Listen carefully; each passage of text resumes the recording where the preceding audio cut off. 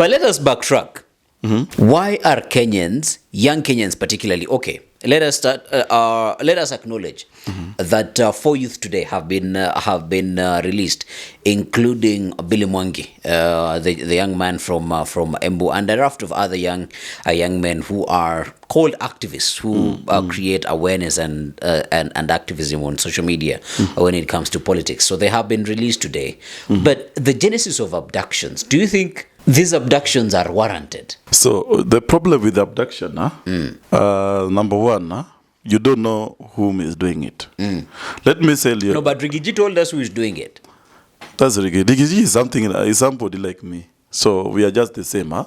Like the reasoning is just the same. You're not the same as Riggy G. We are the same. Do you know why you're not you the same as Riggy G? You don't have public on office. You know why you're not the same as Riggy G? Yes. Riggy G once played for this team, so he understands the team in and out. No, we are not the same, huh? What I'm saying, we are not the same about the whatever he knows, huh? Yeah. But as Kenyans, we are the same now. Nyinyi ni raia. Yes, this is your raia. Now, I'm talking about raia. You know, it's something people should know. You can blame government abducting people, but there's another body which want to embarrass the government of Kenya. Number two, we can just assume is another body and is the government itself. So basically what you're saying, it might be the government that is doing the abductions, or it might not be the government that is doing the abductions. Okay. I will give you a benefit of a doubt, but then I would ask you a question. Why would there be another body that would want to torment young Kenyans and abducting them? And secondly, I will say you are an investigator. And in investigations, when you want to do an investigation, you have to ask yourself, who has the biggest motive of doing this particular thing? And for me, as far as I'm concerned, with how things have been happening, it is the government that would have the motive. Not the government as an entirety, but particular sects of the government, because the government is very huge, but particular sects of the government that would have the motive of abducting these young men. So you cannot tell me that there is another body that wants to embarrass the government. How? For what business? For who? No. When the government, when people are being abducted, because I'm naongelea mambo ya watu wengine ambao wanajiingiza kwa hizi. So you want to agree with Kimani Ichung'wah that Riggy GACHGUA is? No, I'm not drawing the mind for Kimani Ichung'wah. Okay. This is my thinking. This is my thoughts, huh? Yeah. Number one, I want to know something in this nation, huh? Yeah. Everything which has happened. At the end of the day, there is an end game. What is the end game? What you are talking about the investigation? Investigation, we normally assume everything, and we investigate everything. Now I have to assume everything, and I want to investigate everything. At the end of the day, there must be a game. Number one game should be your enemy. Nikifanya ile kitu itatoa picha mbaya kwa yule, lakini naifanya professionally. Yes, wezi ujua. Lakini kwa sababu wewe pia umejana naweza anza kufanya kitu, kumbe wewe pia ulikuwa unafanya hiyo kitu. Sasa tumepatana katikati na kitu, sasa hii kitu inaenda sana, na unajiuliza na hii mambo sasa, kwani mimi nilikuwa namwambia wale wachukue watu wawili, lakini nasikia watu 10 wameenda. So you cannot intervene.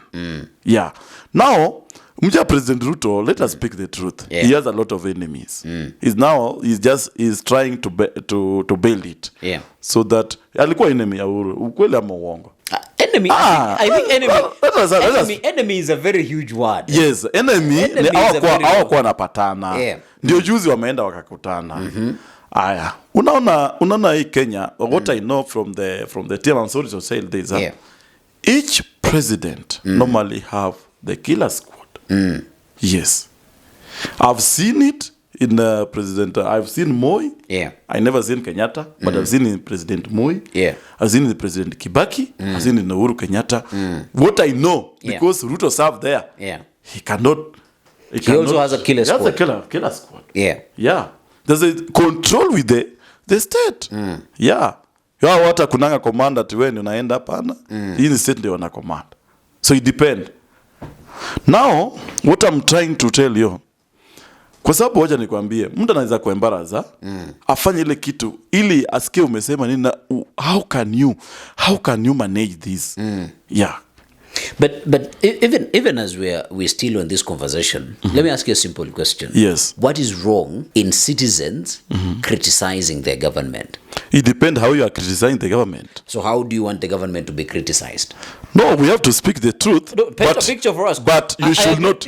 You've said it's okay to criticize the government. Yes. And we both agree. Let us manage these things with the discipline. But then you're telling me it matters how you do it. How are you supposed to do it? No, number one, understand those are our leaders. Yeah. And leaders, we have the Bible. We normally go to church, we have the Quran Bible, and we have the Bible for the Christians. You always run back to the Bible, but continue. Yes.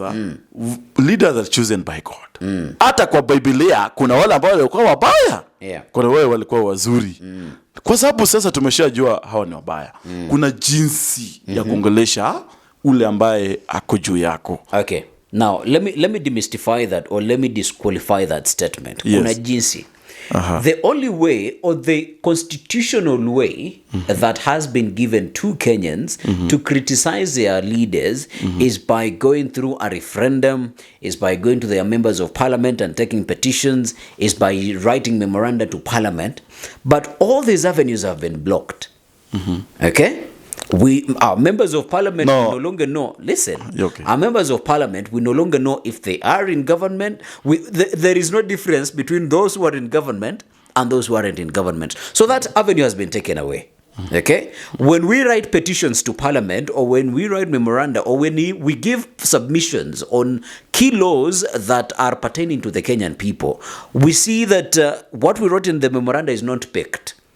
But what the government wants still passes. So that shows me as a Kenyan that this government has removed all avenues for it to listen to me, and they're going to do as they wish. What other avenues are left to me? So avenues, umejua wacha nikwambie, abduction as a youth, number one, what is the clarity I want to give you? I was talking how you are doing it. Yeah. We have activists, but I think everybody is guided with the constitution. Yeah. And now, when you draw somebody when already died, and someone is okay, is living, that one is in discipline. Yeah. And discipline with the highest order. There is an article, I think was brought out. I cannot quote it, but I can remember. Article, when you do such thing, you should face treason. We have to know that one. So constitution sometimes we should be focused on going on and focusing on whatever we are doing, and how we are talking to our leaders. Sisi tumejua jinsi ya kuongea, lakini kuna ile machungu. Sasa for example, unachora ile ya kaburi ni mbaya. Hata mimi sasa yoke nichora nitasikia kama huyu. Sasa is not the part of the speak, but now there's how you can deliver your message. Yeah, that's the only problem. So basically you're saying that is what angered the leadership, and they decided to start doing what they're doing. No, I've not said, because I don't have that proof. Is the government for Kenya who is doing the abduction? I don't have that proof. The proof which I have, for today they have been released, but the family is just confirming they have come themselves. So from where? That one they have been told, ukisema kwenye ulikuwa tunakukujia tena. That's why nakwambia. Because even one of the parents, I think, has said that yes, the child has come back home, but he's traumatized. He cannot talk. Do you know the reason? Do you know the reason? Yeah. I know what they have gone through. Yeah. I know this is torture. So they cannot talk. In fact, hiyo kitu wanafaa waangalia wao jamaa wapeleka tu hospitalini, so that they can be given some of the medicines, because I know they have very mental torture. I know. Yeah, but then also what you've said that the young people are not supposed to do advocacy as they are doing it right now. I've said they have not to do, but it matters how you are doing it. How you're doing it. But it should be shown just visual expressions. Visual expressions. You and I are old enough to remember a show called XYZ. Yes. Who was abducted during that time when presidents were being designed in all sorts of manners? Nobody. Because when you look at back in history, and what was allowed and what was done, and these were even on mainstream media, Yeah, XYZ is one of the biggest political critiquing shows that we had in this country. Yeah, no producer of it was arrested. No cartoonist was arrested. So what difference is? But have you ever take your time and monitor now the cartoonists for the last season and for this season? It's because that technology has advanced. Yeah, and I'm not saying that it was okay for the president to be drawn in a casket. But let us speak the truth. Yes. The truth of the matter is here. We have not said that. I've not confirmed if the state does their abduction. No, nobody's confirming that. Yeah. Number two. What I'm saying. What I've realized in this world, you can see something happen to someone, but behind the net, you don't know the reason. Absolutely. There must be something. How many Kenyans are there? No. They're not the only majority. They're not the only ones. But why do they choose? They're not the only ones. To be used as an example. No. To be used as an example. To be used as an example. No. So that others don't do it. And actually, if it wasn't let me use these words. If it wasn't the scare of the demonstrations that were supposed to happen today, they would have not been released. True or false? No, they would not have been released. No. But because people were prepared to go to the streets today, they're like, let us quell that. Let us quell that. There's something which I know which you don't know. Let us take things slowly. I've been in government and I've seen many things. If you see the date which those people they were abducted and just add 14 days. Yeah. So if you have your person disappear or abducted more than 14 days, that's why you put a question mark. So it could not pass 14 days. Yeah. 21st, just calculate. 21st, somebody, I don't know, but they were taken 21st of December. Up to date, how many days? Almost 16. Just 14, around 14 days. That's 2 weeks. So so I know what. So we cannot say something has happened. Let's assume maybe there's something else. But abduction normally goes 14 days for torture. Yeah, and they release you, and it's a must. If you don't see your person more than 14 days, it's reached 20 days, know that he has died. But as well, Kibet bull is nowhere to be seen. We must calculate the date. Maybe the date has not mature. Is it a check that it has to mature? Yes, for the time of releasing, I know what I'm talking about. But as we're winding up on this conversation of abductions, yes, the young people of this country are doing what they're doing because they are feeling frustrated. One, the government or whoever is responding the way they are responding because they are feeling the pinch of what the young people are doing. How do we proceed? How do we go ahead to end this stalemate? Whatever I can speak to the young, we have them. As per now, nothing we can do. If you can have let me cut you short. I'm going to give you time. Yes. That is a language that I do not like. Yes. That there is nothing that we can do. Why should we feel like there is nothing? We're not tied. We don't have a strong opposition. Those are the people who should fight us. No. If we do not have a political opposition, then the people, the masses are going to stand up. No. Even if it will take a revolution. Let us speak. You see, when you are bottled up, when you are bottled up, and you are being forced into a bottle that you aren't supposed to fit in, do you know what eventually happens? That bottle will burst. We're not supposed to wait for that. We're not supposed to wait for the bottle to burst. No. And that is what our leaders are not seeing, that this bottle will burst. And once it bursts, everybody will be at the losing end, even those who are in power. We normally have several NGOs, and I think we normally have NGOs are in business, Geoffrey. You and I should know that. No, but there's something. They are in business. Even the activists that we know, we are not going to mention names because we know. But they're also in business. No, but their function. There are some NGOs that are supporting those that should come and train the youths how they should live. For how long are we going to do the trainings? Since Kenyatta's era, trainings were being done. Do you know how Kenya gained independence? I know. Kenya gained independence through the Mau Mau after the Kipande system was introduced. And Kenyans stood up and they started educating one another about how these people were oppressing them. That is civic education from day one. So if civic education has failed to work, then we must find other means. Yes, now, in fact, there's something I wanted to ask. I wanted to talk about when you stopped me. You are a graduate from your university. You have the knowledge for doing agribusiness. Yes. You have your county. Yes. Shamba iko nyumbani. Umewacha kubwa sana. Now you want to focus. Lakini sasa mnataka kudunga ng'ombe zangu without your consent. No, si lazima unini na ng'ombe. You see, Geoffrey? Yes. This is what I'm saying.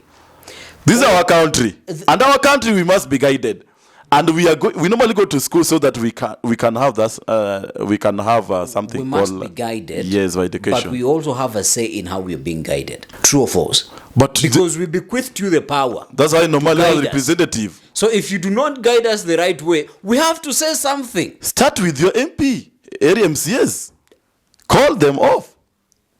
They have already been bought. So we take the ball to the pitch where it will be felt the most. These guys MCAs, even there is a former MCA who has been snubbed because he was doing human trafficking of organs. So what are they? What can they do for us? Nothing. So we must speak to the people who have immobilized the entire government system.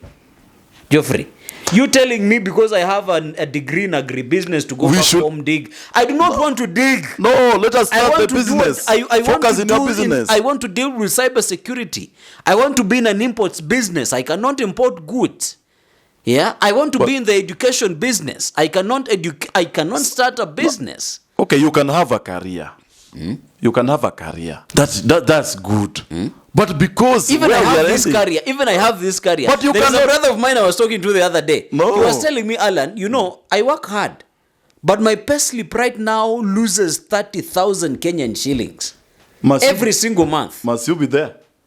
That's the calculation we normally don't go. You have the knowledge. You have the knowledge. What other thing can they do? Focus in your businesses. Focus on what? Businesses. How long does it agriculture at home? How long does it take to agriculture, right? Yes. And you want me to give you, you want to control the seeds that I grow at home through GMO? No, that's why I'm saying you. There are no options. Not a must. There are no options. That's why I'm saying, let us people have the knowledge. Geoffrey. Don't go there, then you complain for nothing. Yes. Let me tell you something. Yeah. The system is rigged. Yeah. The system is favoring a few. Who elect? And do not ask me that question because you also have people that you elected. Kenyans elect their leaders. And exactly that is what a democracy is. Call off the opposition to represent you. That's the function of the opposition. No. We do not elect the opposition. We elect what is their function? Listen, and Geoffrey, this is what I want you to get right. No. You always talk about the opposition, the opposition this, the opposition that. You never elected an opposition. You elected a government. But we have a constitution. If the government is not working, we are not supposed to run to the opposition. The opposition stand as a watchdog for the people. Accountable. That's what I'm saying. The opposition is stand as a watchdog for the people. Let me ask you a question, Geoffrey. Yes. Did you elect the opposition? I elect everybody. Answer my question. No, yes, answer my question. No. Did you not I elect my leaders. Listen. They form the government. Not in terms of who you voted for or who. Yes, I understand. So did you elect an opposition? No, that's what I did. People elected the government. So why do we always have to run to the opposition or the opposition? What is opposition for Kenya is doing now? Sleeping with the government. So my goodness. Listen, yes. You forget get this logic. I'm getting the logic. The opposition is important. Yes. Agreed. Yeah. They're supposed to hold the government accountable. Yes. But we never elected the opposition. We elected the government. I agree. So we are supposed to hold the government accountable, not the opposition. Through who? Number one, from the representative parliament. No. Get this right, for the parliament. I'm going to repeat myself. I have got to get you the clear. You're not getting me. Parliament. You're not getting me. Yes, accountable through parliament. Number one, Senate. Get me right. Okay. We elected a government. Yes. We never elected an opposition. Yes. So when we are holding anybody accountable, we do not hold the opposition accountable. We hold who accountable? The government. Period. But now, look at it. The opposition, Kenya is a country. Opposition is sleeping with the government. What do you expect? What power does the opposition have? What power does the opposition have? To put the, never gave us put power. the government on toast. You never gave us power. We give you the constitution. You never gave us the power as the That's the only opposition. thing you can do. So you go talk to the government. And now when we criticize the government that we elected, you abduct us. There is a body there. No, there is a body there in the parliament. that is not how things work. When we want to do the budget, budget and whatever the pack for the opposition side. When we hold the government accountable that we elected, yes, you abduct us. How does that work? You don't have proof. That work? We even say if you see somebody being abducted with the government official, present them to the nearest police station. No, somebody was trying to be abducted in Nyandarua. The people refused. He was never abducted. And they were just away. Arresting Pia. It's only that some of the people have been abducted. Sometimes arresting someone also look like abduction. So that's the work for the is. When also that one you have to consider. But Geoffrey, yes, I want you to agree with me. Yeah. As much as an opposition is important, agreed. As much as what if they are important? Why they are going? Listen. They are choosing the experts. What is the experts there? Listen. As much as the work of the opposition is supposed to hold the government accountable, still they were never elected. Who did we elect? So you agree whatever Uhuru Kenyatta have done with Raila? What they have done? What are you saying? What are you asking? Giving out the ministers? No, listen. Right now, what is happening is political conmanship. There is no leadership that is going on. We are experiencing political conmanship at the highest degree. Who is most agitated? People from the mountain are not happy. The highest bidder. Listen. Yes. People from the mountain are not happy. Give them positions. People from Nyanza are not happy. Give them positions. Nyanza, we don't have the people. No. Listen. Nyanza, we never benefit and anything. Listen. People from Mombasa are not happy. Give them positions. People from Kapsabet, Sijui Keringet, Sijui Wapi, they are not happy. Give them positions. That is the only politics that we're playing right now. And what I'm saying, you know, this is Kenya. And Kenya, we have the constitution. And you see, this is what I don't understand. I never understand. This is Kenya. Oh, this is Kenya. Kenya this, Kenya that, Kenya this, Kenya that. When are we then ever going to change it? No, we the people, we can change it through referendum. Now who is going to pass the referendum? Who? We ourselves. Who? We ourselves. And that is the activism that we're doing on social media. But the way they are doing it is wrong. Just accept. Apana. Huh? You cannot draw me when I have the Cinderia. With the Cinderia and the half cup. Listen. You are addressing your issue. When we put out tweets, nobody is responding to them. So let us draw you. Even the president yesterday told you, just call him Kasongo. There is no problem. It's okay. Zacchaeus is okay. Even he say God visit Zacchaeus. And listen, you know why I like what he did? That is showing that he's hearing what the people are saying. But he's choosing to turn a blind eye, a deaf ear to what Kenyans are saying. Because if he's getting the message, then why isn't he acting? He's acting, but now, because people, wacha nikwambie, huyu jamaa watu walishachoka. Hata sasa afanye kitu mzuri amuoni. Vitu mzuri zinaonekana. Right now, we are experiencing the lowest prices of fuel since the past 2 years. But watu wangapi, Geoffrey, wako na magari? No, that's why I'm saying people should work hard. Watu wangapi wako na magari? Let us work hard. Watu wangapi wako na taa ya kerosene? Mafuta yameshuka, stima haijashuka. These are the basic things. Hizo ni watu wa nyumbani sana wanatumia mafuta. Bei nafuu. Hizo ndio vitu basic watu wanasema. I'm not favoring the government. I'm not defending the government. But what I'm saying, when we want to share our views, we should know how to write them. Now, don't do things ati mimi ni nani, sijui mimi nimefanya hii. Then the way speaking to the state officers, something is just indiscipline. No, they're humans as well. You see, one of the biggest problems, not only here in Kenya, but across Africa, we over-exalt our leaders. We put them on a pedestal and we worship them. But it's we who gave them the power. So why? And I'm not saying that we should downgrade them. And as I said earlier, I don't agree with the avenue that was used to draw the president in a casket and all of that. That is utter misbehaving. Yes. But then take them through the justice system. Why snap them off of a street? Take them, arraign them in court. No. Was anyone? But let me ask you honestly: when you investigate a case and you find out that I'm culpable, what do? You take me to court. To court, yeah. Who was taken to court? Proof.